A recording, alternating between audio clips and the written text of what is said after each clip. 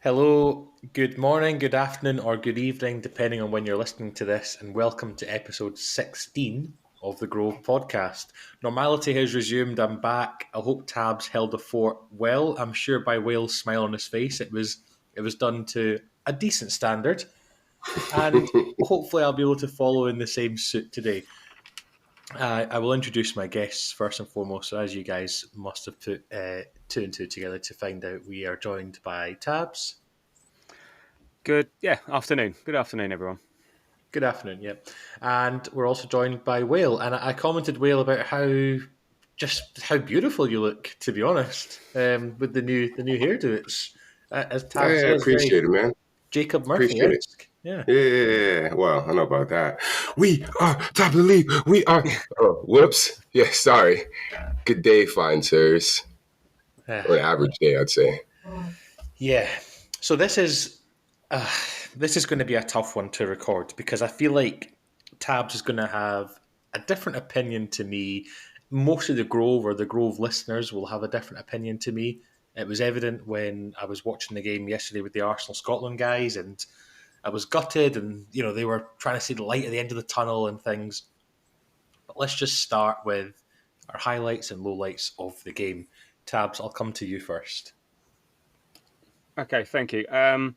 Look, so for me, the highlight is the fact that this is the hardest game in the Premier League, but probably the world, because we're playing against treble winners, best team in the world, trademark, whatever. So we have to appreciate where we're going, where we're at, which team we're playing with, and even if they've got a couple of injuries, they've got enough strength in depth that it doesn't make a huge amount of difference. And we played a grown-up, disciplined, controlled game, and we didn't. The main objective was not to lose. This was a must-not-lose game. We played the game that was in front of us that we were allowed to play, and we came out with a point. We came out with a really, really good point. And we can't always be swashbuckling. We can't always, get all the goals and all the rest of it. We got to be also respect where we're going, where we're playing, who we are, the opposition, and so I'm really pleased. And my highlight is just the fact that we did that, and we came out very, very low in emotion, and I thought it was a really impressive performance, really impressive defensive team performance. So that was my highlight. Of course, there were moments that we could have done better, but I think all things considered, I think this is an excellent point. It sets us on a good path for the rest of the season.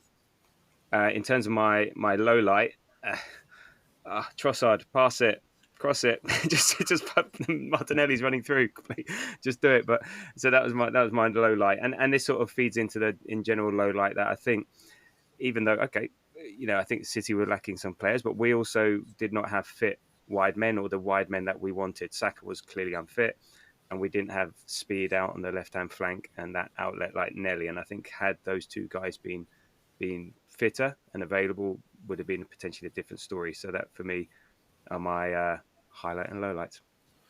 Whale? Yeah, so first off, the main objective can never be not to lose when you're in a sporting event. So that wasn't the main objective. I'd be very disappointed if Arteta's on the main chalkboard, the main whiteboard was don't lose today. I'd be disappointed in that. Talking about highlights, I thought we played really well defensively. We're playing against a team that scores goals, had a really good run of scoring goals, especially at home, and we stopped that. So that's the highlight. If I want to be part of the positivity patrol that I've been seeing the last 15 hours, low light, we didn't win. That's essentially my low light. I could sort of pick various little things within the match that we'll probably go throughout the pod, but just to keep it simple, we didn't win, and I look at it as an opportunity lost. We had essentially, control of our own destiny, which is what you always want.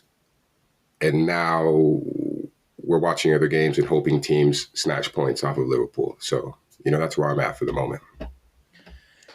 Yeah. I'm in the same boat as you, Will. I think it's very don't get me wrong, I may have been like this before the Arteta era, but going into a game and expecting not to win or taking a point is very difficult to understand how people can do that. That's the main thing for me. My highlight and low light though, a highlight again. If you just want to repeat that last part, Miles, we lost you. We lost you for a bit. If you repeat that for us, please. Sorry, I said basically that people who essentially, saying people who say, I'll take a draw, or just the objective is not to lose, then I just don't understand that. It doesn't sit right with me really. I hope you guys can hear me. I'm in a different room recording, so hopefully you guys can still hear me now, right? Yeah, loud and clear, man. Perfect. And yeah, I think it'll still record me if you guys can't hear me. But thank you, Will, for the heads up. And yeah, thank you for the love hearts. That's so cool how your camera can do that. I can't wait for these video podcasts. Anyway, I digress. Stop swearing at us. I digress. So yeah, I'm so here with opinions ready to oh god.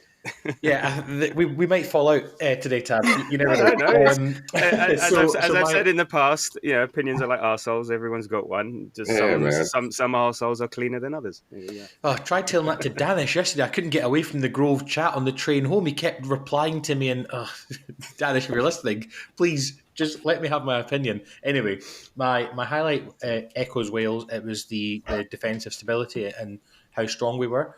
XG, I don't really care. I've said this before in this podcast. I'm sure one of you guys, I think Whale, has potentially agreed with me that XG is a pointless statistic. All this is about XG. I'll come to that point. A full A4 piece of paper on XG. Yeah. Honestly, I couldn't care less if Erling Haaland accumulated 7 XG or 0.07 XG during a game. It matters about how many times the ball hits the back of the net. Yeah, it's the score. Yeah. So our defensive stability was great. Gabriel and Saliba. The one thing I would say about Saliba very quickly is that Saliba looked very ropey in the first 20 minutes. He looked very nervous, a few misplaced passes, but the whole team did. David Raya's kicking was off. I think I seen a stat where he only made 4 out of 13 passes in the first half, which was pretty poor. In terms of low light, we kind of go on to this in the next part of the pod anyway. It was lineup. It was Arteta's team selection. I thought that was really, really a surprise, a shock. I didn't agree with it at all. I didn't agree with Gabriel Jesus starting over potentially Martinelli or Trossard. I didn't like that at all. And I mean, correct me if I'm wrong. Maybe I'm still high off the emotions of the game yesterday and still a bit peed off because of the result. Did Gabriel Jesus really do anything in the game? He had 3 or 4 chances where, he had that one chance from the Ben White cross and he kind of half volleyed it wide. And I know, Tabs, now you're shaking your head and your arms are in the air and you're saying that, okay, so you wrote here, let's just talk about it since it's in the moment. People will criticise some of his attacking play, but he was being a team player. I don't think Nelly or Trossard could have done what he did in support of our defence and Kivior. Potentially.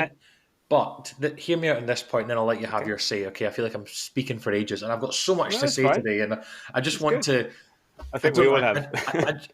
Maybe it's because I'm hangry as well during Ramadan, and that's why. But hear me out on this.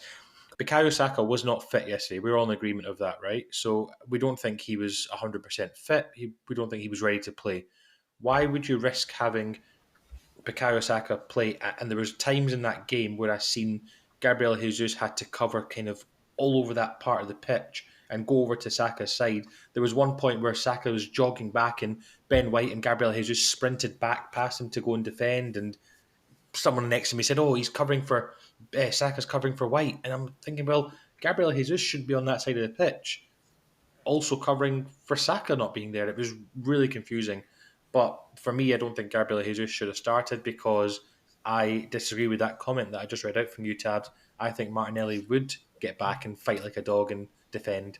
I think it was evident he did that when he came on. So I think it was Rodri or Kovacic or someone. Anyway, Go on, have your piece. I'll mute my Okay, microphone so so I don't interrupt you 10 times during no, this. no, it's fine. It sort of all builds itself in, and in terms of Wales' point, I guess it's not a case of going in not to lose, but if you can't win, don't lose. So that's one thing. And imagine the narrative had we gone in, tried to go for it, and then we got beat and we got stuffed and we had another 4-1 performance and all the rest of it. Where would we be today? So you've got to put it into context in terms of where we're going and stuff. Yeah, of course we all want to win. But again, this is the best team in the world that we're going to. We can't go in. And we tried it last year. Last year, we thought, oh, okay, it doesn't matter. We got a few, but we'll play our game. We got spanked 4-1. This year, we said, no, I'm not going to do that again. We're going to play what's in front of us. And in terms of the Jesus piece, we were playing a bit of a back five at times, and Kivior was going to be our weak link, and that's where City were targeting us. I think Silva was doing a great job down there. KDB was going down there, and they were channeling that left channel. And yes, Martinelli defends, but we had to be disciplined and patient. And I think Jesus has that in bundles, and he would be more switched on for more of the game than I would say Nelly or Trossard would be. He'd be the better person in that job. So yes. And this is why I said people will criticise him because, he's a forward, so he should be doing forward things. This was a team defensive performance, and he had to be part of that team defence, and he had to do a lot of discipline work, which then means he can't be as progressive as we'd like to. And yes, there were times where, shoot, man. Yeah, and I don't disagree with that. But in terms of selection, if Nelly's injured, you can't play him. Trossard would not do what Jesus was doing. Saka played because of his defensive work as well. So Arteta knows we are not going to dominate the ball. We are not going to be the possession people here. I mean, last year, it was almost 50-50 possession. Again, look what happened. So he had to go in understanding what was ahead and saying, if we don't lose a point, we're still in this quarter of the season to go. That's fine. We lose this, we all said pretty much, and all our predictions said a draw and we still win the league. Yours didn't, Moz, but mine did, and I think and someone else did. But a lot of the predictions say we lose this, we don't win the league. We draw this, we're still in with a chance. So it's about who was available, who was fit, what they could do for the team for the game that we had ahead, and that's why there was that selection. There were those players, but obviously then that restricts you going forward, which was always a challenge, and we could have done better in certain situations. So that's where I think we were with this, and we had to protect our weakness. Our weakness yesterday was Kivior, so we had to put someone in there that would offer that protection. That really interesting point that you made about Bukayo Saka doing defensive work. I didn't see that at all yesterday. I maybe was not watching the game in the same kind of manner. Surrounded by 200 Arsenal fans in a supporters pub club thing, but there was times I was watching Bukayo Saka and I was worried. And the reason why I was worried was because of the backlash he would get on social media because of his performance. He got sat down twice as well, which was embarrassing for him by Kovacic and I can't remember who else it was. And he just looked a shadow of the player that we know he is. And it was almost like him and Foden had a who can play worst kind of competition yesterday because they were both pretty poor. Yeah. But he wasn't fit. He wasn't fit. But if you're not fit, don't play him. We beat City. Well, but the thing is that an unfit Saka is still better than a fit someone else in some situations. And again, it depends on what Arteta wanted him to do, and you have to take the pros and the cons with that. And yeah, so sometimes that's the reality of it. And it was just a case of, it's just we go in and we just make sure that we don't concede, we don't give them anything, we don't give them a sniff. And we all said we need to be in the game at 70 minutes, and then let's see what happens.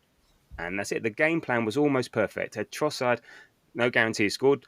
Trossard almost takes that chance, or maybe Jesus 1 yard further forward. Game plan was perfect, and we're saying something different now. And we'd definitely be saying something different now had we got spanked 4-1, 4-0, 3-0. The psychological and the league impact on that. So I think we've got to, I'm trying to think of the bigger picture in terms of long term, how we've progressed and where we've come to and where we are. It's great that we're disappointed. Imagine that. We're disappointed with a 0-0 draw at the best team in the world. That's fantastic, and But just think about it. And I said we were wanting to be in the game at 70 minutes. We were, and they didn't have a sniff. Think about what did City do in the game? What did we let them do? Nothing. And sometimes you have to give away a little bit in order to be in that position. We played really well, but it's such like I had to stop even looking at the chat yesterday. It's such, for me, a defeatist attitude to be like, oh, it's the best team in the world. They're the best team since 09 Barcelona. We should be happy just that, like leave it, man. I can't even get on board with that. If you look at it, we're in a worse. Okay. First of all, we're in a worse situation now than we were on Friday. And when you were looking at the numbers, like I think a loss would have put us at 18, 19% to win the league. Now this draw puts us at, I think, 27% to win the league. I'd rather go for it and have destiny in my own hands than play this numbers game and still be in it. Because, if we win the title, it's a moot point. But if we don't, I'm going to tell you right now, before anybody even gets to it, I don't care that we took 4 points off of City and we took 4 points off of Liverpool for the year. Because you want to know why? Anybody would take that at the beginning of the year under the understanding that you don't drop 5 against Fulham. That you don't lose against West Ham. That's where we're losing. So for me, that's a problem. That's 1 step forward, 2 steps back. Yeah. So now we're losing against teams we're not even supposed to lose to or drop points to. But everyone does that. That's a league season. Everyone doesn't do that. As you would say, like, your opinion would have me believe that City doesn't do that. Liverpool doesn't do that. And these are teams that win things. I'm in agreement. Can I just say I'm in 100% agreement with that, Will. I don't want to make people who listen to the podcast think that we're targeting specific people who potentially have said in group chats in the last day or so, I'm not naming names. No, there are no names. I'm not naming names. I just want to say it is a very defeatist, and maybe it's because I have played sports, and maybe that's why, right? Because I think like if you're playing, you go for a win regardless, and the players today will be. I can guarantee you, the players will be so disappointed with that draw. I think it's telling when Saliba came out and he said, they wouldn't take a draw and they would be very disappointed. It's 2 points lost over 1 point gained for me, especially because given the bigger picture, when Liverpool found a way to beat Brighton yesterday, it's now not in our hands anymore. The games are coming thick and fast. There was chances there to be had yesterday, and we didn't take them. There was 2 chances I can remember off the top of my head for Gabriel Jesus. One of them was the half volley that I mentioned, the Ben White cross, the first half. The second one was, I don't know if you guys remember, I think a cross came in again from the right in the second half, and he just fell. He just fell on the floor. Like he didn't even... Akanji defended that one quite well. If you look at it again, Akanji's body movement. Is it Akanji? Yeah, his body movement. And Jesus had to get round him, and he was a yard short. That's his job. His job's to get round him. But if everyone scored every opportunity, we'd be playing basketball. It just doesn't work. He doesn't. It's not about scoring every opportunity. He scores almost 0 opportunities. Look at the stats for the year. It's pretty much 0. Yeah, and that's why his middle name on Twitter now is Jesus Gabriel BCM Jesus. It's big chances missed. That is who he is, and dare I say, if we had a Kai Havertz, or I don't know, let's talk about maybe like a one of those strikers we used to have, like an Adebayor or an Aubameyang, they would have put their body on the line to get a flick on that and score. Okay, but he just was hiding behind Akanji. He was terrified of him. He wasn't. But what about Haaland? He had that chance. Yeah, strikers. Okay, the best strikers I'm not saying Jesus best striker in the world, but the best strikers in the world miss the most chances because they're always there or thereabouts. So it always looks bad when they miss. But again. So Haaland, he bottled going. Haaland has a body of work where he's allowed to do that, and we go, it's going to happen every now and again. Can I just say, Haaland scores 99% of not against us. He doesn't. Not against us, but Haaland scores in the overall grand scheme of this season. Haaland scores 99 times the amount of goals that we expect Gabriel Jesus to. We've seen it against Sheffield United, where Gabriel Jesus dilly-dallied on the effing ball. I'm getting so annoyed with him now talking about it. We've seen it against Sheffield United, where he dilly-dallied on the ball. Could have had a shot about 10 seconds ago, right? It's almost as if he's playing with like an illness that means that his brain is 10 seconds behind his body. And that's Lag. that. Yeah, he's playing with the lag that you used to have on the podcast tabs. Do you remember when your internet was that slow? You reply. He's on dial-up. Fucking Jesus is on dial-up. And there was that chance yesterday. He was like left, then right. Yeah, no, then, just put I your agree. I wrote foot down, on. I think was it 30? What was the minute? It was 30 something minutes, and all I wrote was shoot with about 10 O's in it. So no, granted, I'm not defending every sort of thing. I just want to and look, we could go like this. It's obvious that we have a different opinion on where this game sits and stuff. And I'm trying to think bigger picture, what it means and stuff like that. You have your views and you're disappointed, and that's great. So maybe and I'm not going to die everything you say, then I'm going to defend it. There's somewhere in between. So I think we need to think about, okay, how are we going to work this? The reality. Yes, we 2 points lost, 1 point gain. I would like to see it on the other foot. How would you be feeling today had we lost? How do you feel it? Because there were a few chances yesterday when we did go a bit forward and they almost got caught on the break. How would you be feeling today if we'd lost? Depends how the game went. Yeah. And the flow. If the game would have played out exactly the same way it played out, except that they scored, oh man, I'd have been devastated because it didn't look like we played to win. Yeah. But if it looked like, in my opinion, we went out there to win and there were shots on goal and they made big saves and this and that, and we went for it and they were just a better team on the day, I'm disappointed, but I can take that. Yeah. Okay. If for example, it was 1-1 until the last 5 minutes and we were going for a winner, we got caught short at the back and we ended up losing 2-1. Like I mentioned to you, Tabs, was my people don't know this, but my prediction was that we would lose this game 2-1 because I felt like we were going to go for it, but we were in a better position team-wise, strength-wise, that we wouldn't lose 4-1. Rob Holding wasn't playing and Saliba was back, that kind of thing. But yeah, if we were drawing 1-1 and we ended up losing 2-1 to a last-minute goal because we were caught short at the back, I would have been distraught, but I would have understood. So how did you feel after the Porto game? We had that under control. We played a stupid pass cross field. Next minute, we're down 1-0 for a last-minute winner. Or would you have gone, oh shit, I wish we'd taken the 0-0 there? I'll be honest, I don't really think I had much of an opinion after the Porto game. I don't think I really... This is going to sound so bad, but I don't really think I worried or cared too much.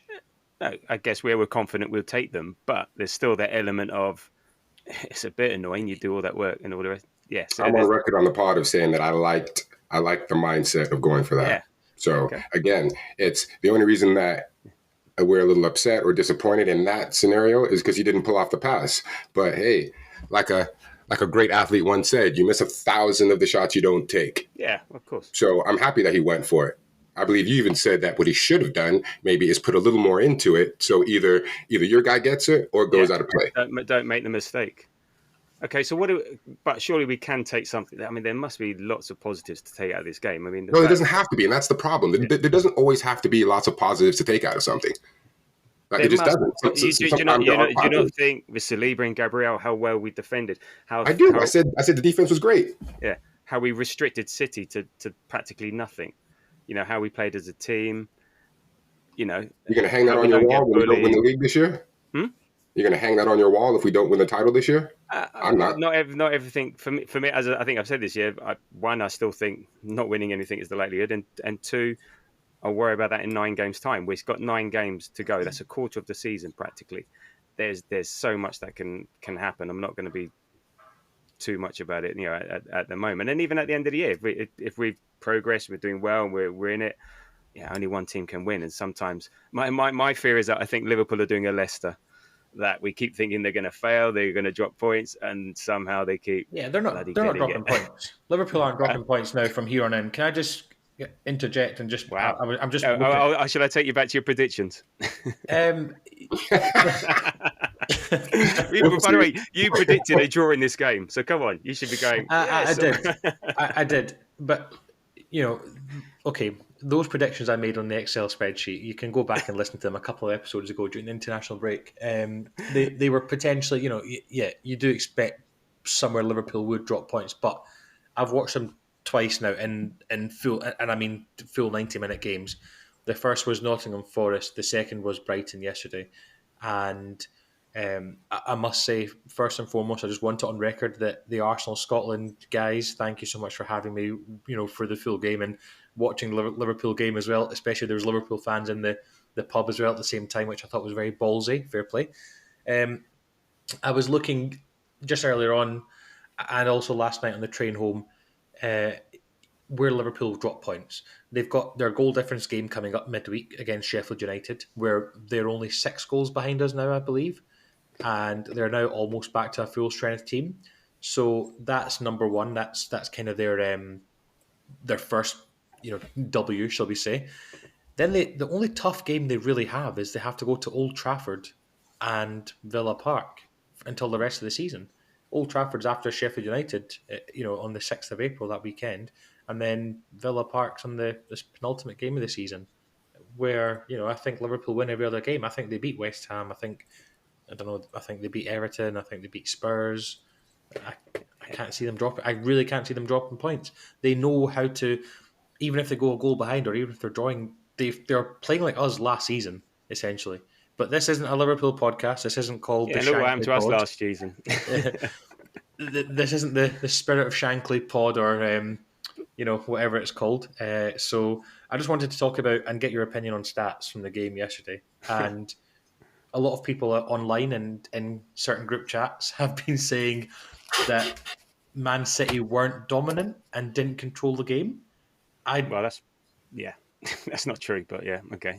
Well, I mean, I'm not going to say names, but I'm just there was people yesterday on the chat saying that they didn't control the game. They weren't dominant at all. We had the better moments. I replied saying, look, I think they dominated possession, controlled the game perfectly. I'll call this person out, Fraser. He said City hardly dominated. I mean, the stats I'm about to read out will tell difference. And someone else said we're using the word control very loosely. Well, here's the stats, and you two can discuss. 72-28 possession. XG, I'm going to ignore because, again, Man City have 1.02 XG. So does that mean they win 1-0 on paper? No, it doesn't. I'll tell you in a minute about XG. Go on. 12 shots versus our 6. 2 big chances, 2 of obviously which were missed for City. 618 passes to our 191. That was telling. They were almost at one point, they were running rings around us. When Rico Lewis came on, there was a point where they were passing for fun, and it was almost as if you were watching a men against boys type of scenario. That's what it felt like. Offsides, fouls, corners, that kind of thing, fine. Man City kind of had the upper hand. In terms of, we talk about controlling the game. By that I mean the passing and how many passes were in our half versus how many we had in their half. So in total, like I mentioned, they had 618 passes. 269 were in their own half. 349 were in our half, which shows you the dominance because they're making more passes in our half than they were in their own. Their touches in the opposition box, they had 40 touches in our box. We only had 15 in theirs. They even played a very good long ball game, and we kept doing that, and it wasn't working. Kai Havertz maybe 1, 2, or 3 headers, and we kept going long, and we kept giving the ball back to them. It was almost like we were reusing, recycling. It was awful. And then, just in terms of defence, obviously we come out on top, but let's talk about duels, because that's where Mikel Arteta, that's his bread and butter. When he loses a duel, he's upset. They won 59% of duels, 58% which were on the ground, 62 were aerially, and they had 77% successful dribbles. So all those stats higher than ours. We only won 40% of our duels, less than that aerially. That's where the issue was as well, mainly. So, those are the stats. Well, do you agree that, or do you have any different opinion that they controlled and dominated the game? I mean, just with the eye test, to be honest with you. The first half of the first half, you looked at it and City completely dominated that. We didn't sort of come into it until maybe the 35th, 40th minute, and we started to look like we were about something. Go into the half, came out in the second half, maybe for the first 10 minutes or so, looked really good. Saka looked like he had some of that Pep's magic potion running around. And then sort of after that, it seems like we just sort of fell back into sort of, it almost looked like a lackadaisical attitude. And maybe at that point, the I don't know, maybe they told me to sit back and just try to draw this out, which I can't stand. But maybe that wasn't the case. I don't know. But we didn't look like too much in the second half. It did look like we sort of got dominated and you could argue looking for our moments, but then when our moments come, we didn't have the players on the pitch to take advantage of those moments. Will, that's sorry, right. Tab, I mean, just before, Will, you didn't really say your opinion on the Gabriel Jesus starting over either Martinelli or Trossard. What was your thoughts on that lineup? When it came, I'm trying to remember what I initially sort of called out for the lineup, not knowing if Nelly was going to be healthy or not. I think prior to the game starting, it sounded like a good idea to me to have Jesus out there on the left with Havertz up top, because I wanted Havertz up top. But obviously, in hindsight, like watching his performance, I keep sort of giving this guy the benefit of the doubt that, excuse me, eventually he's going to come good, and it just doesn't seem to be happening. I think what makes it even worse is when he gets the ball, he's left, he's right, he's dithering, and I think that's what frustrates myself and a lot of people. So looking back at it, I could say no, we shouldn't have started him. But before the match, I was happy for him to be there because I thought that he would create problems. It just turns out, at least in my opinion, that he didn't. Yeah, sorry, Tabs. You were talking about, and I know you're going to say your XG piece. So no, the XG piece, but whatever. But no, City did dominate again, and you expect them. They're at home. They're the hardest fixture in world football. You expect it. So again, you've got to go in understanding where you're going. And look, if you compare it to last year, anyway, so to phrase yes, they dominated, but what sort of domination? Like, fine, have the ball, but you come anywhere near our area, you're going to do nothing. So, and we've faced that before ourselves. We've been in that position. We've all talked about the horseshoe of death, and we can come out, hey, we dominated this, blah blah blah blah blah blah blah. But then we look at it: what chances did we create? What did we really do? Just possession of the ball doesn't mean you're any good. It's where you're possessing and what you're doing with it. So therefore, it's like the shots on targets that count, or big chances, type stuff. Yeah, you can be accurate passing the ball, but if you're passing it between two defenders for half an hour, doesn't count for shit. So I don't care so much about the dominance or the possession, because I think we had. I'm trying to remember the big chances versus ours, but I think we had the better opportunities, or we should have done more with those opportunities than they did. But Rare, what saves did he make? What real pressure were we under? Like, oh my god, that was close. I think there was none of that. So fine, that we let them, and that was our game. I think the game plan was that, just to stay in the game, defend well, defend. Either do the one-on-one pressing high up the pitch. You could see it with Havertz, with Odegaard, with Rice, with Jesus. Saka did that, and then when they're in a certain position, fine, 5 at the back, 4 in front of them, and we were just shielding ourselves. So fine, you play around with it, and we just make sure we just don't get caught out. Previous years we would have been screwed. So look, I say, you say, to Fraser's point, 72-28 this year. Look what happened versus last year, 52-48. Passes 496 to 457. Pass accuracy 85 to 84. Yeah, but shots 14 to 8. No, but I'm just trying to say, it's just, you can't play the same game against everyone. You have to manage who you're playing, where you're playing. And then going forward, imagine we lose this, and then we have to play him in a semi-final of the Champions League, or we go through this and like, oh shit, we now like, oh right, okay, fine, we've got nothing to be scared of. We've got, we're blimey, what can they do? So there's more to this than just meets the one-off game, and you can only play sometimes the game in front of you. If City don't allow you to get out of your area, fine, don't force it. Don't try and just say, okay, fine, let's be disciplined. And say, stay in the game, be there. Again, Trossard passes to Martinelli through on goal, potentially 1-0, who knows? So be in that situation. Don't lose it early. Don't try things that would lose you the game. Tabs, I just wanted to mention, you talk about the stats last year, and they were so much closer in terms of possession and passes and things. that's not the reason why we got spanked 4-1 because we made No, more but passes and things. The reason why we got spanked 4-1 is because we were 1 year less experienced, but also we didn't have the perfect team to play against City. no, but we And also, it was all our approach as well. We tried to say, hey, we're going to play our football at Messi. We're going to try and prove a point.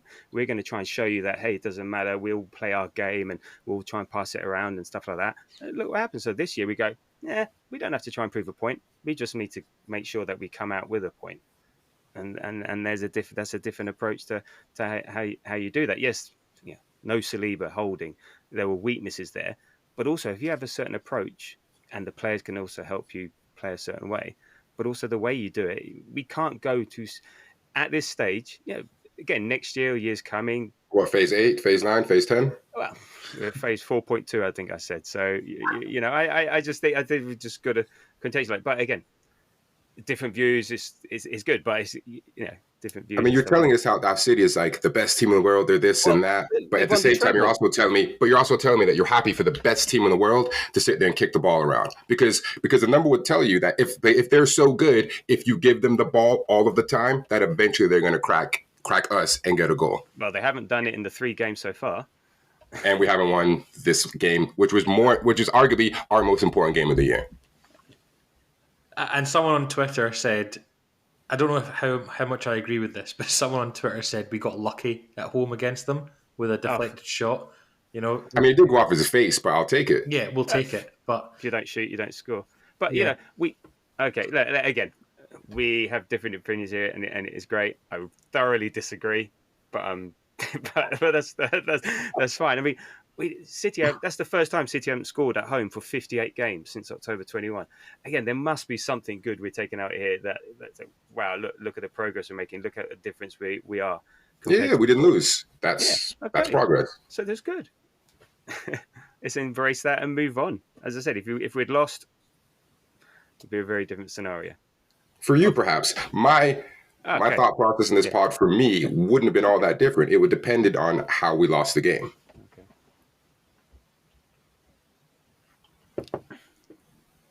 So who played well? Go on. No. Okay, yeah. So we talk about the players. Though. I mean, so who did you like yesterday? Who stood out for you yesterday? Ben White was the only person I thought, okay, yeah, he's only fucking hell. No, Rice played well. Yeah, okay. I thought Rice played well. Declan Rice and Ben White. White. Obviously, the two that we don't even have to say, like our two, Saliba and Big Gabby played well. Yeah, and it's.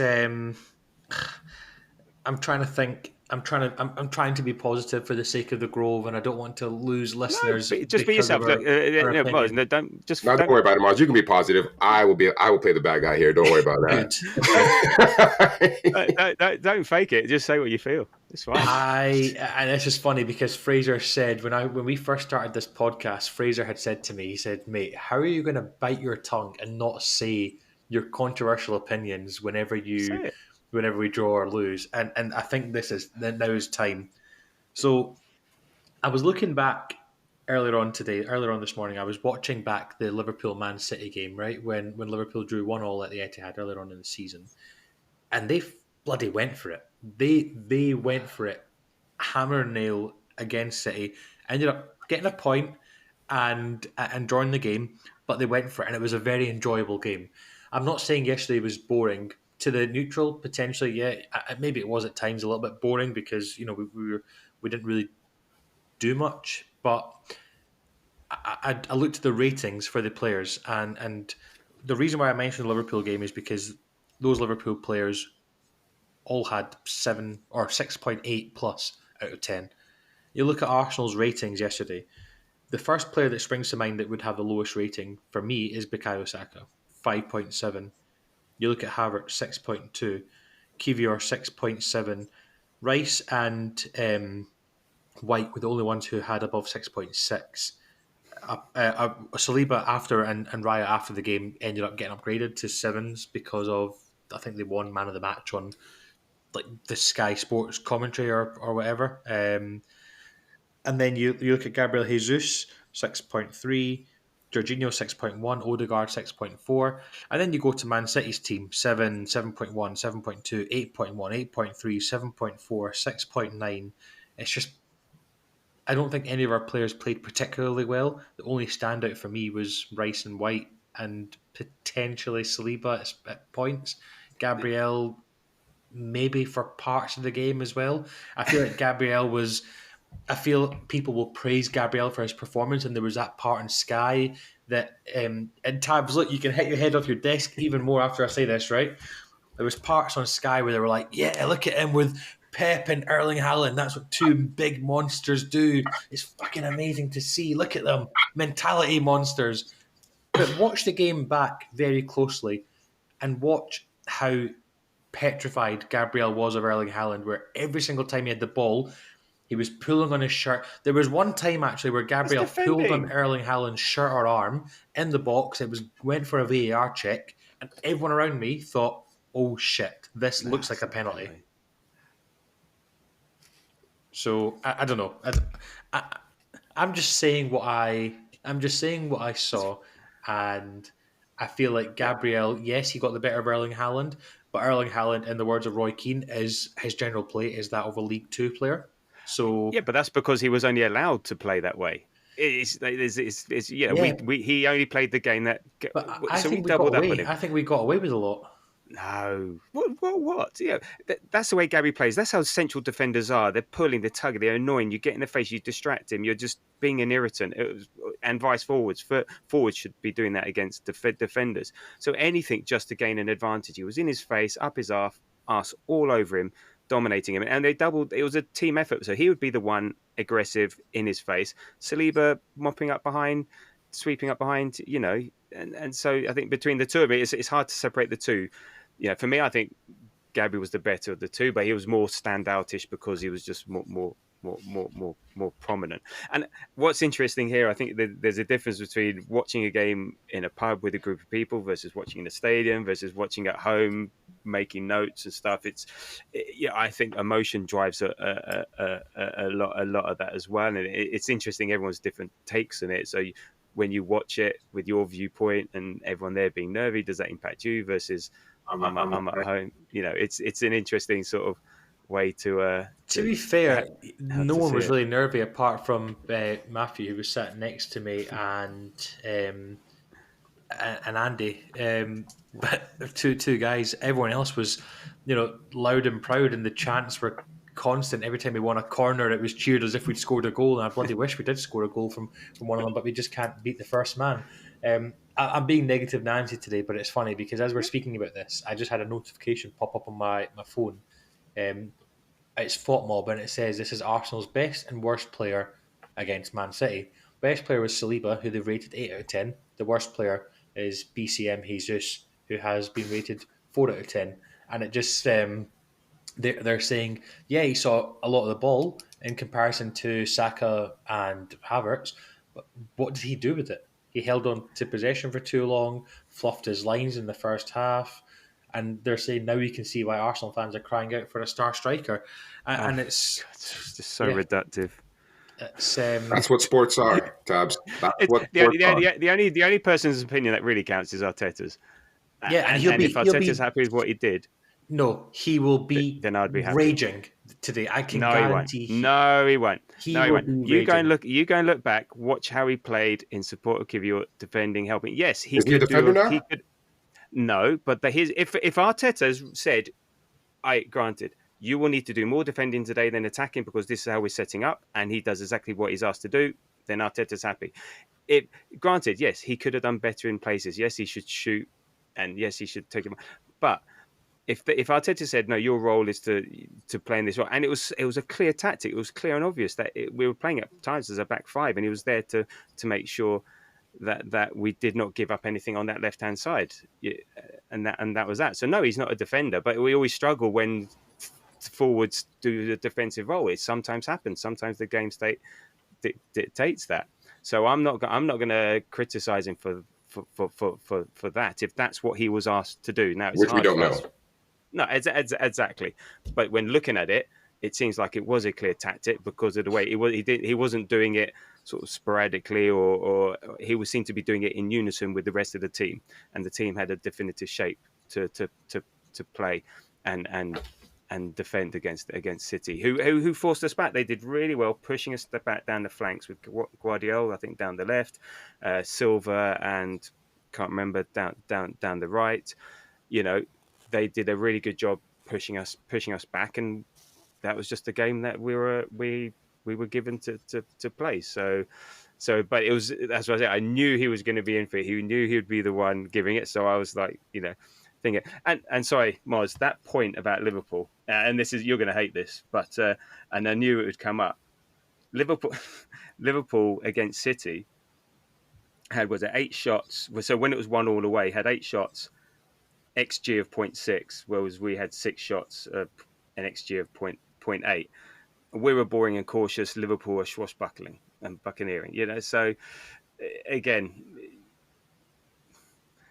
it's interesting how the eye test versus the stats can make things look a bit different. I don't know. I thought I just wanted to call that out. So it wasn't like Liverpool were like, Okay. They went for it and all the rest of it. No. Well, the stats don't actually suggest that. No.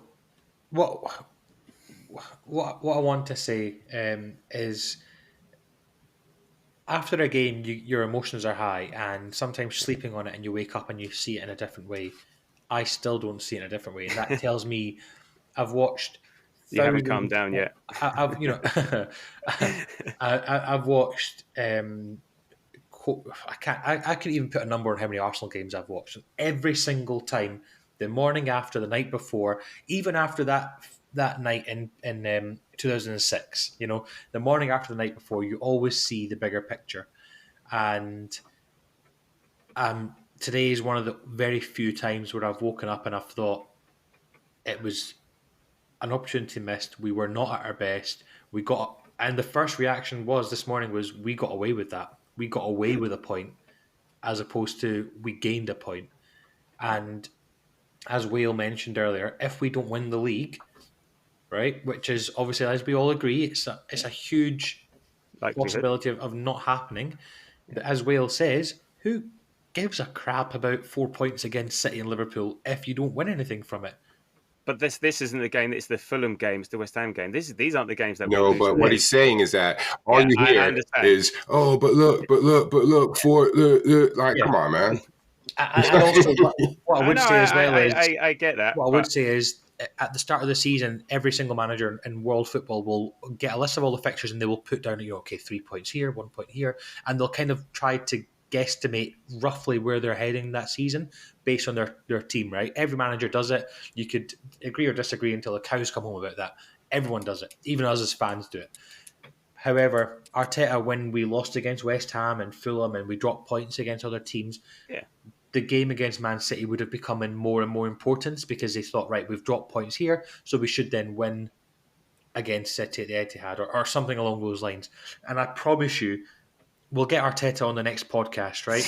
But I promise you, he will be so disappointed with today. I can guarantee. How's Pep going to feel? They were at home against us. Even angrier. Yeah, But Arteta they should be the one. They should be the one going, "Oh my God, we created nothing. We did nothing." But Arteta will be saying, they created nothing, therefore we should have created something and scored. We had chances that we missed. That's not how it works. But we'll agree to disagree. I think we will.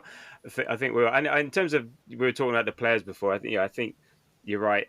I didn't put down Benny Blanco. I think it was great. I thought Rice was immense. I sort of put here the lawnmower, because he was just covering every blade of grass. He was everywhere, tackling, and just covering in so many places. I was very impressed with him. I think Odegaard did well, but he just seemed to be lacking something. Always seems to be after the international break. Just takes him a while to get going. A bit like Saliba, his final pass was a bit frustrating.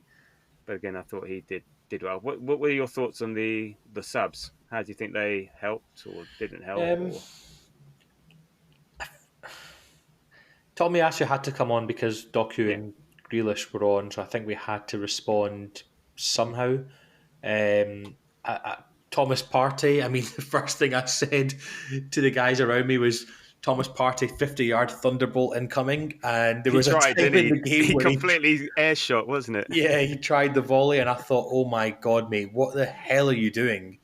Just honestly, sell him already. I'm more worried for him when he was coming on, but to his credit, he actually played okay. He made a really Yeah. good couple of passes in the middle, Yeah.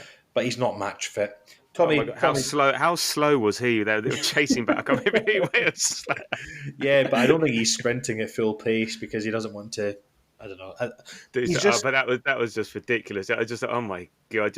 I said take the foul, take the foul. Oh god, no, you can't even get near him to take the foul. yeah, he's almost per Mertesacker levels of pace, right? And that's worrying. I think, and then in terms of obviously Trossard and Nelly, those subs I believe were 10 minutes too late, and I think when they brought Grealish and Doku on, which was at the same time, we responded with Tomiyasu and Partey. We should have also brought on either Trossard or Nelly as well at that moment and made a triple sub. And the reason I say that is because they never brought on any defensive minded players. They only obviously had Rico Lewis on, and the only other defender, in their team was John Stones, who I don't think was going to get a game at all yesterday. No. So I think we should have had at least kind of half an hour of Martinelli and Trossard running at their defence. I don't think Arteta should have waited as long as he did. Again, I think that was to the point, being the game at 20 minutes to go. I think so. That's why it was still a bit, okay, let's keep it going. No, what I'm trying to say is that I sort of agreed with you. I was thinking, I think I would like to get Nelly on, bit of fresh legs, bit of pace, bit of an outlet, because we were struggling for that outlet ball a bit, and so it would have been nice to have him again. We don't know how fit he is, but I just think it was like, let's get to this 70-minute mark, still in control. Well, not in control, but still in the game and not chasing it, and then we can see what happens. And that's when he sort of brought him on for the last 20 as opposed to half an hour. I just would have loved to see Martinelli run at their defence for half an hour. That's all. I think he didn't I agree. And by the time he was on, Man City kind of started to slow the game down, and you could tell both teams were just happy with a draw. And there was a couple of times they went forward, and the first thought I had was, right, whatever you do from here, don't just lose 2-0 now from this moment in time, because that's even more harrowing in terms of confidence. I'm conscious of time for you. I know you're working today on Easter Monday as well. That's shocking. Cannot believe that you've been called to work on Easter Monday. We only shot one day of the year, my friend. December 25th. Wow. Will, do you have any opinions on the subs on Martinelli, Trossard, and the minute they came on, or do you think it was right? I think we could have done things a bit earlier. As you guys sort of echoed, I would have liked to have seen, assuming that he was healthy, and to be fair, he kind of looked healthy when he got on the pitch. I'd have liked to see Martinelli on a little earlier. Looking through various things, Jesus' heat map. Yeah, if you look at that, it's a tiny bit where I actually want him. It's a lot of bit playing defense, but I also think, as you said earlier, Maz, that I think Nelly could have done a bit of that. But I mean, the subs, it's that part that came on. I was slightly excited to see what he was going to do, but you could tell he hadn't really had a run of games. Tommy did what I expect him to do. To be fair, I don't think Kivior had that bad of a game. Considering his age, his experience, I think he did all right. So it's one of those things. I mean, if things play out differently and Trossard gets that ball to Nelly and he scores and the subs are great, it's perfect timing, blah, blah, blah, blah, blah. So it's, like I say, I'm overall disappointed in the match result, but we've got games to play. Excuse me. The games aren't played on paper. So any team can lose at any given time. So that's why we have to essentially keep playing, keep trying to get all the points that we can get, and then at the end of the year, we'll see what happens. I think we got a very good sub, but look at that. The subs we're bringing on are Tommy, Partey, Trossard, and Nelly. What a subs bench we have now. It's not Nketiah, it's not Nelson, it's not I've forgotten his name. Your favorite right back, Cedric. this is good. If we got these players coming back fit, it bodes well. We still need cover for Saka because that is an issue. Yeah, well, that's a glaring issue on our team.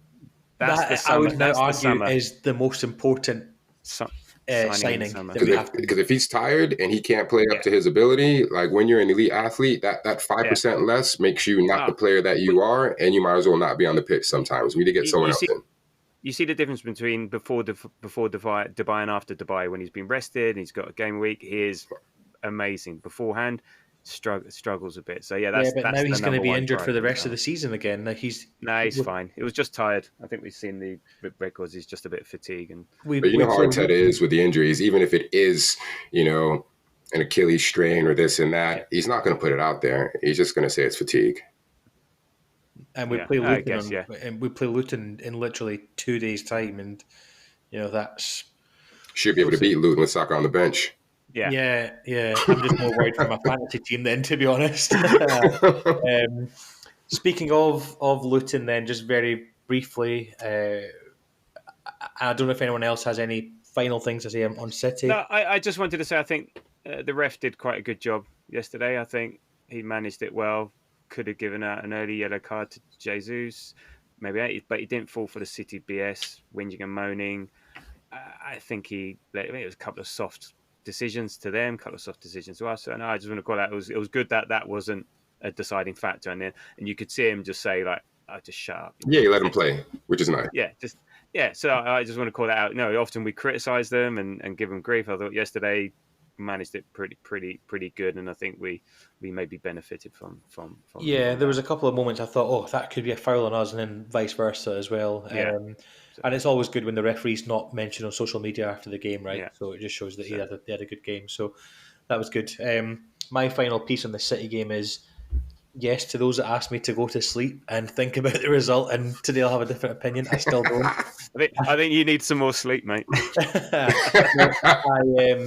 I still think it was an opportunity missed. I have a fear that this will spur Liverpool on even more, and we need to now. It's now we must win every single game from here on in. If we drop any more points, then that's it. I still believe we might win something. If we drop any more points from here on in, it's night and see you in 2025. That's the way I feel. For phase 5, man, we're there. Phase 4.35 or whatever it is we're on now. No, I don't dislike Arteta at all for what he's done to the club. I just dislike the result yesterday, and personally feel that the team selection was off. Although I just want to mention one very quick thing actually. Before I didn't mention this earlier on in the pod, I knew Martinelli was out before anyone else in the world, and I'm not. Well, even before Martinelli or Teta? Possibly. Would you see the Nando's? No, I actually looked at a picture of his feet and. Hey, we don't need to know about what he do outside the pod. You've got a thing about feet.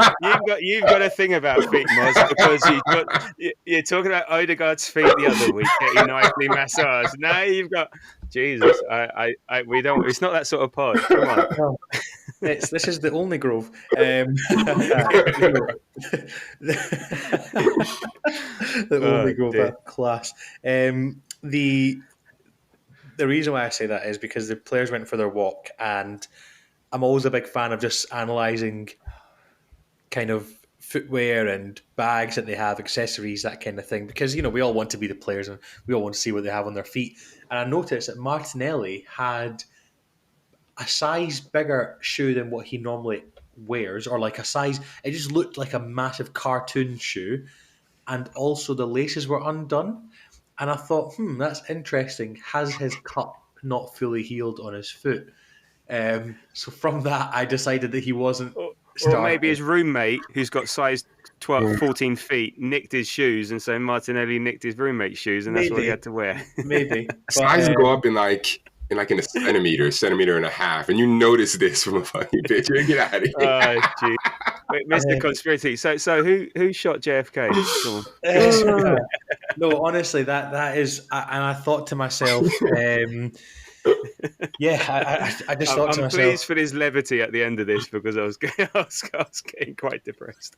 no, No, you're no. never depressed, man. Look on the bright side, man. There's I always am. next year. There's always next year. Oh, next week. Please, just whilst I introduce the second part of the pod and the Luton kind of look ahead, please just look at your WhatsApps, guys. I've sent the picture into the chat. Just look at that and tell me that doesn't look stupid. And we will move on to part 2 of the pod. This is the Luton look ahead. The Like, Luton share, subscribe. Yeah, exactly that. Like, share, and subscribe, please, for the podcast. I can't see anything. It's just a guy wearing trainers. Look at his Both shoes. shoelaces. They're both on there. Both undone. I'd be worried if he was wearing Crocs. There you go. That would be my fear. They're huge. They're padded. They look like they're padded for comfort. Oh, for God's sake. It's a blurry photo. Just It does look like it was shot on a potato, but basically all that opinion there nullifies everything you've just said in the last hour.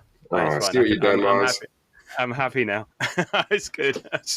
I can't take you seriously. Yeah. Well, on that note, fellas, I will bid you adieu. Oh, are you leaving us, Will? I am. Okay. Well, just before you do go, can we quickly get a prediction for the Luton game, please? Yes. Just the wind up tabs are going to go 3-1. We're going to let in a goal. Get to Luton. Yeah. Why not, man? Well, we let in 3 earlier on in the season, so why not? All right. Cheers, well, thank you so much for joining us. Have a good day. And we will see you very soon. Enjoy work, and yeah, we'll see you very soon. Later. So this is the look ahead to Luton. We've had our piece. We've had our say on Man City. We've managed to decompress and compose ourselves. And look, there's no point in now talking about the past. Let's look ahead to the future. The title race is not in our hands anymore. However, there's a very, very high chance that it could swing back in our favour after the weekend when other results potentially go our way. What am I looking forward to? Not looking forward to the upcoming fixture. I'm looking forward to getting into a rhythm of playing every 3 or 4 days. I know the players might not be, but I'm looking forward to watching Arsenal play every 3 or 4 days. It's going to be good fun. In terms of what I'm not looking forward to, I'm not looking forward to the fact that Luton away just seems to be a ground now where they're high in confidence, and I think the fact that Forest got deducted, is it 4 points? Forest lost. I think Luton almost think that they've got a chance of doing something and staying up. Now, the only thing I would say is it's Luton. Are they the best of the promoted sides? I would probably say yes. However, there's always that one game in the season that's like, wow. Like there's always that 7-1 for Liverpool, or the Villa game when Villa smashed Liverpool, or the 8-2 for Arsenal. There's always that one game. I'm not saying that Luton are going to spank us 6-1, by the way, but I just think there's potential upset on the cards if the players aren't focused fully and not recovered fully. I'd expect to see a massively changed lineup as well against Luton. I'd expect to see the likes of potentially Fabio Vieira, Smith Rowe get minutes or potentially start the game. Tabs?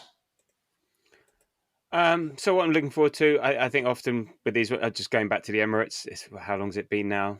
2-3 weeks? Yeah. Home game. Are you going to the game? Yeah, I'll be there, so that's good. I don't think I'll be able to make the meetup just because of timing, and I'll be with my son. So yeah, just to be nice to be back at the Emirates. What I'm not looking forward to is if it becomes a tight game. I think it's touching on your point, and we'll come to this. Do we rotate from the beginning? Or do we do what we've done prior to the City game? Go strong, go big, win the game, then take players off half time, 60 minutes once the game is won. So, I'm not looking forward to the fact that and Luton, they're on a bad streak at the moment. They get beat, but they don't get beat big. They're never. I don't think they've been spanked this season. They always just losing by 1 or 2 goals. They even take the lead but lose. So they're there always seems to be staying in the game. Yeah, We that's should true be. because their biggest Yeah. defeat was 4-1 to Liverpool, but they haven't lost by 3 goals. Yeah, but I mean, even look, if you look at their last run of results, okay, losing 3-2 at home to Villa, 1-1 against Palace away, lost 4-3 to Bournemouth, 1-1 away to Forest, I think, and then lost 2-1 to the Spuds the other day. So again, they're not winning games, they're not doing great, but they always seem to be thereabouts. So they seem Yeah, to have a good spirit about them. they've only lost But by 3 or more goals 3 times this season, and 2 of yeah, those were the first 2 games of the season. yeah, exactly. And then they settled into a rhythm. They were good. So, you compare that to Burnley and Sheffield United, but they haven't played us. And we're one game further after the international break. I think we'll be buoyed by the City games. Fine, that's done. Let's focus on these next couple of games and just win and win comfortably. I think they concede an average of 2.07 goals per game, and they're particularly vulnerable in the second half. So they are there to be beaten. The thing is, are they going to be good enough to score against us? Now, remember, they're staying in games, but who have they been playing against? Mm. You know, so and this is our defense. And look, okay, every game's going to be different, but look what we did to City. Now we're going to be more open. We're going to have opportunities, but what is their real threat against us? So yeah, I think we'll be fine. I think we should win it. It'll be nice to win it comfortably, as you said. Sheffield United are playing Liverpool at Anfield. We've got to keep our goal difference, better than theirs, because I think that one extra point, I call it, if your goal difference is better, then could be valuable at the end of the season. So that's where I am with this one. We all spoke about the Sheffield United game and said, yeah, we're going to win this. We're going to win that comfortably. And I think we will win. I just don't think it'll be as comfortable as Sheffield United, another team that potentially could get relegated. The only thing I would say that I'm worried about is the players right now. It's one of those games where you kind of wish it wasn't midweek, because we could do with a little break after the City game, especially with, I know travelling up to Manchester is not that No. it's not that far, especially when they're. I wonder what the coach is like inside the Arsenal players coach. I bet it's lovely. What I would say though is it's tough, because then we have Brighton away, and then we go straight into the quarter final of the Champions League, which luckily we're playing at home. So it's a tricky one, because I feel like we will win the game. I'm confident enough that we'll win the game. I'm just worried that there's bigger fish to fry in the next week or so. Brighton, Bayern, Villa, Bayern. Yeah. That's 4 very But tough games. But So in a way, this is the perfect game after City. We don't want too tough a game. Luton coming away to the Emirates. Okay, yes, they're fighting for their lives, but their form isn't great. So in a way, this is that's again, this true. isn't. That's true. This could be one of the better games to be playing post City. It might give us a chance to rotate. So okay, Saka on the bench. Tommy starting over Kivior, or even bring Zinchenko in. Because he hasn't had many minutes. So I think this is a good chance for us to sort of mix things up a bit, but still take 3 points. I don't think we'll worry too much about goal difference. Let's just win the game, and the goal difference will take care of itself. If there's opportunity later on, then great. But it's 3 points, and then whatever goals come. But I think we're right, and we should be too strong for them completely. Yeah, I don't see us really having a struggle. I really don't. But it's one of those games where we need to just be careful. And I do kind of agree with your point as well about we need to. It maybe is the best game to have, because it's also a kind of confidence game, because it's one that we're expected to win, and it's a chance for players like Saka to be rested. The interesting thing will be on Wednesday night to find out who exactly who Arteta will start and who he won't. I'm just trying to think off the top of my head. Would I like to see the likes of potentially Thomas Partey in midfield, and resting Odegaard maybe, or someone like that? Because you feel like with bigger games to go, and especially having to play Brighton away, and which isn't an easy game, and then Bayern and Villa, that's tough games. But Yeah, I don't really have much to say on No, the it's a Luton difficult game. one. It's one of those ones where it's almost like, we're expecting to win. Luton are, I believe they're 18th in the league. They're, Yeah. they are in with a chance of potentially climbing above Forest. When I was looking at I've got the league table up here. There's Oh yeah, I was just trying to find that. yeah, so Forest are on the same amount of points. It's just a goal difference. So there's 3 goals in it, and then Everton are above them by another 3 points. So yeah, it's one of those ones where it's pretty much between Luton and Forest right now. Well, you could argue that Sheffield United and Burnley are pretty much down, right? Yeah, you'd say so. So Luton and So, Forest so between then, them. but I think they'll be coming not to lose again. It'll be a bit like the City game, Arsenal game. If they come away with a point, they'll be happy. So they're not like going to be coming out trying to get. They haven't reached desperation stage for them, and maybe it's a free hit for them. Maybe it's that way. It's also maybe a free hit. So if they go if it's a free hit and they try and attack us, well, we've seen what happens when bad teams come and try and attack us. We just annihilate them. And if they try and sit deep, then we should have too much for them and stay in the game. So I think even from Luton away, we're a different team.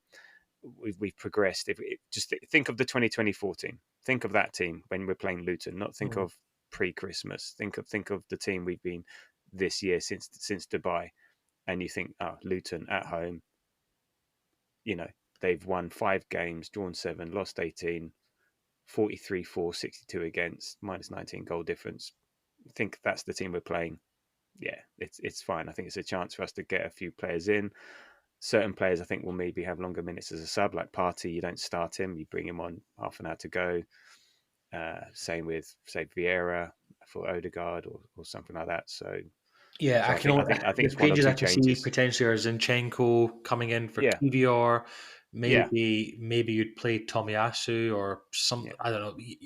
yeah. If I was Arteta, I'd be wanting to rest some key players for this game. Yeah, Ben White, Saka, you those maybe down the right hand channel. You rest those players, or I said, win early, get them off as soon as Yeah, possible. yeah. Because remember, if we're attacking all the time and we're dominating, it's not so tiring and not so No. physically demanding. So again, it's hard. We're not on the inside. We don't know. So it's I even just thinking Dubai, since Dubai Arsenal, I'll call it.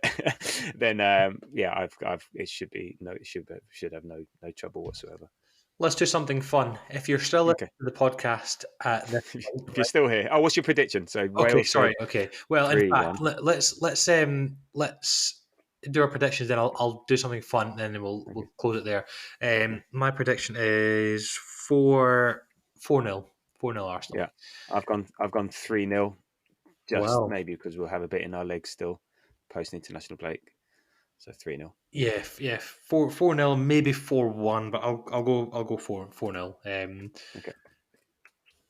No, change it to 4-1. Final answer. 4-1. Final answer. Is that your final answer? You locked in? Yeah, locked in.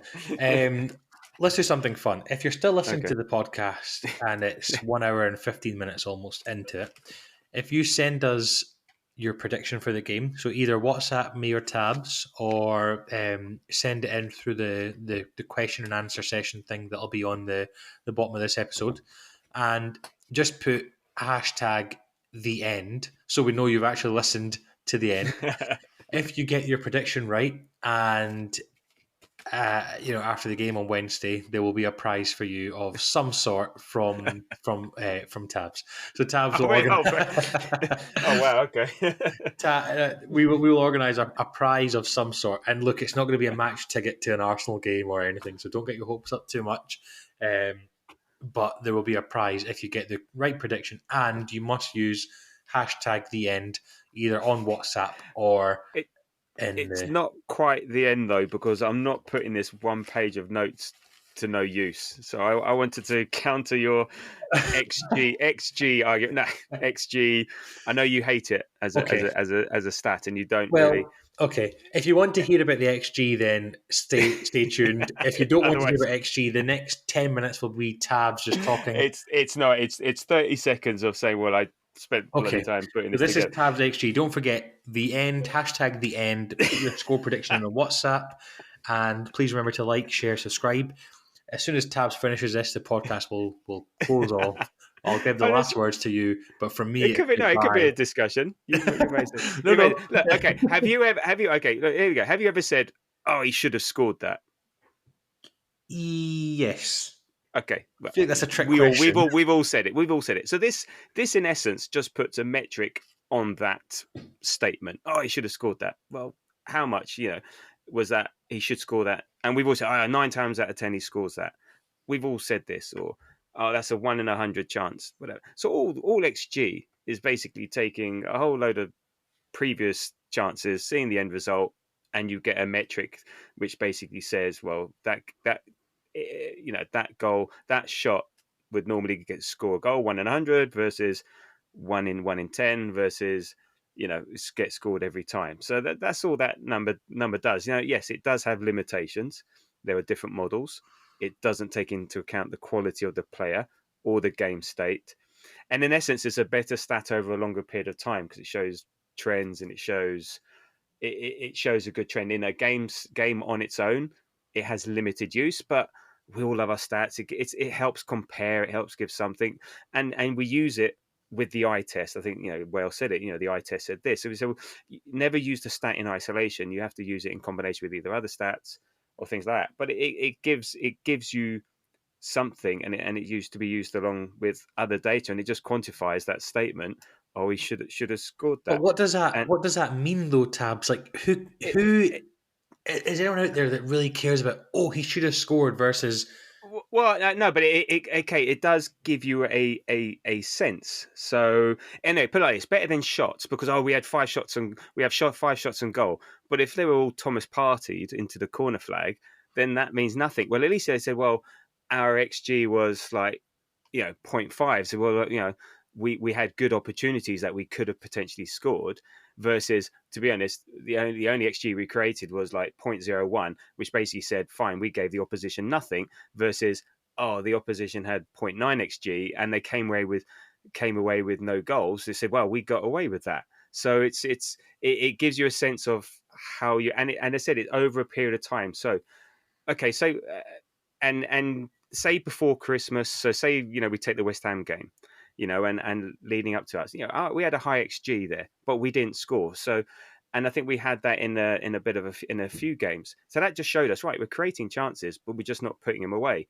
All of a sudden, you start putting those chances away, you see it balances out. So it just gives you a sense of how good your chances were and what potentially should have happened. And then obviously, yes, the score is the primary metric, but it does give you a sense of, did we give up? Have we defended well enough that we didn't give up many chances? And you know what? They got lucky because they scored 2 goals with the crap XG. Fine, they got lucky. And over a period of time, that's not sustainable. You can see, okay, fine, we're trending in the right direction. We're playing really well. We just need to work on finishing. We need to put our chances away versus, are we getting away with it? So a bit like the Emery era, that period where we were getting away with it. But if you scratch beneath the surface and look at those metrics, we were shit. And eventually eventually you revert to the norm, and eventually it's not sustainable. So it allows you to also assess what's sustainable, where the gaps are, what you need to work on. And I'd always be happy, over a period of time, we got high XG. If we know that eventually the goals will come, then that's fine. Be more worried about low XG, low chances. That's where your issue lies. And that's basically it.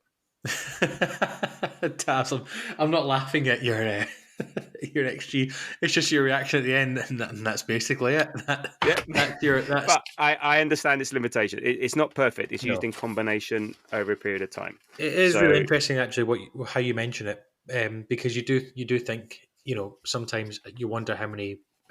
It's a good metric for players who miss the chances that they should score and score the chances that they should miss, if that makes sense. It's nice. It's nice to see that. It quantifies that should. Well, how much of a should was it? Yeah.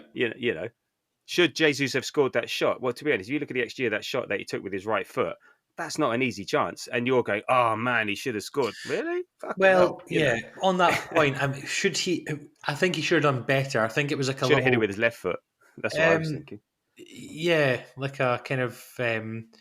I don't know. So it goes I was- across goal. So you hit it across goal with your left foot rather than Yeah, into the the near pace was post with just your far right too foot. slow. If it reminded me of if you guys are interested, just go back and watch Celtic's third goal against Livingston on yesterday Sunday morning the game.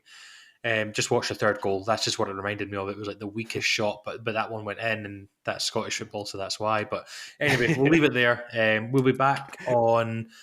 We'll be releasing another episode very soon after the Luton game, possibly on Thursday. So this episode Thursday, will go out on Friday. Monday. It'll be Friday. We'll record Thursday. Comes out Friday. Yes, sorry, I beg your pardon. My days are all messed up. I keep thinking today's Sunday, but today is Monday. So we will record on Thursday. The episode will be out on Friday morning. And yeah, hashtag the end. Put your score prediction in. If you're correct, you win And a that's prize. got nothing to do with the City result. if you and Wales have got anything to go by. No, nothing at all. And yeah, that is all from us. Thank you so much for listening, and we will see you on the next one. Tabs, I appreciate it. Thank you so much. No worries. Thanks everyone, and well done for getting this far. Cheers.